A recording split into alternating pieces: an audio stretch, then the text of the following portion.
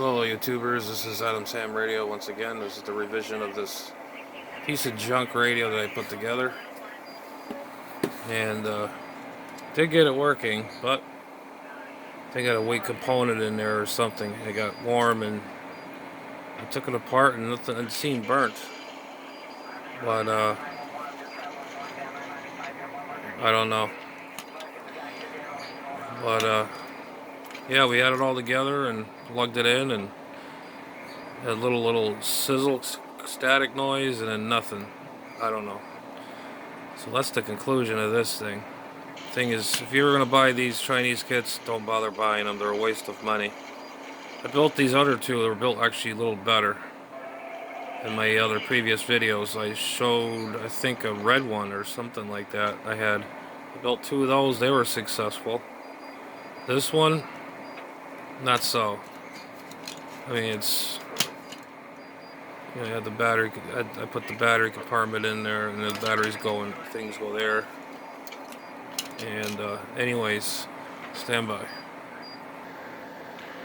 Okay, we have a new arrival. It's a TECSUN Romeo 97 00 Delta X-ray. It's a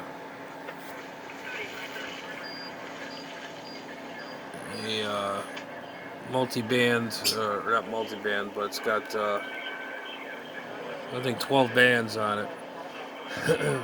I have the black version. This is their version. This is the silver version. I have the black version. Like, this is the one I got. And it has some Japanese, but it's printed in English on this side. It's a very good radio. It's very super sensitive. It comes with a carrying pouch. Let's see. Comes with dumb earphones, which I'll never use. And comes with a handheld dipole. If I can find the damn thing. Oh, here it is, right here. And then it's got the plug into here. This is the handheld wind-up dipole. Anyways, we're going to be